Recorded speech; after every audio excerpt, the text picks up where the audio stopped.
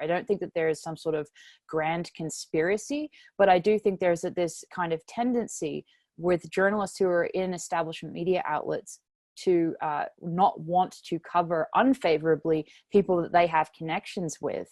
And there's kind of a natural organic old boys club that happens where, you know, if you want to survive in the media, you're going to have contacts, and if not directly with you, the people that you're working for are going to have contacts with people who are very influential. I mean, we had that the one leaked clip a little while, I think last year, where a journalist was basically on a hot mic on air talking about how they wouldn't cover the Epstein issue because they didn't want to lose contact with the royal family. So I think that there's a lot of just kind of natural hesitance to expose those who are rich and powerful because you don't want to lose those kind of that social currency. But I also think it is part of, you know, the fact that media is run by a small number of conglomerate corporate sources now.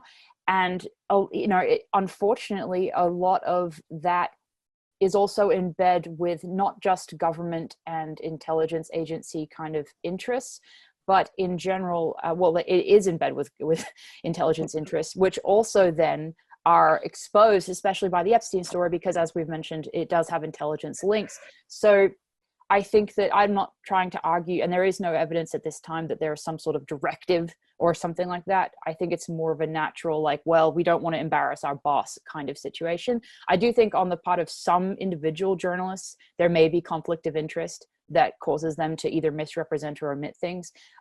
Whitney Webb's talked about the friendship between Vicky Ward and Ghislaine Maxwell, and some kind of issues there between her and some of the Epstein victims. So I think there's a mix going on of kind of an organic live omission type cover up and some intentional, you know, misrepresentation. Because it does seem that Whitney Webb is saying that that intelligence is also heavily involved in the cover-up and also heavily involved in the crimes. And so that I don't know then if there's danger to people who would be working against that intelligence, you know. So I simply wondered what your view was, but your view is more that it's a number of things that are sort of conspiring together.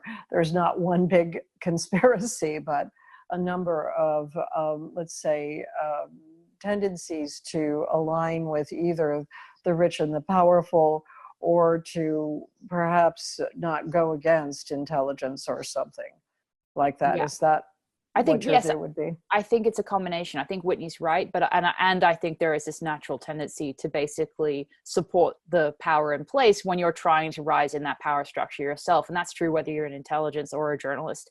And I think that you know, the reason you can compare it to the coverage of war as well is because there again we see even outlets like the New York Times basically publishing CIA talking points on whether it's on Syria or whether it was on Iraq in the lead up to the 2003 invasion.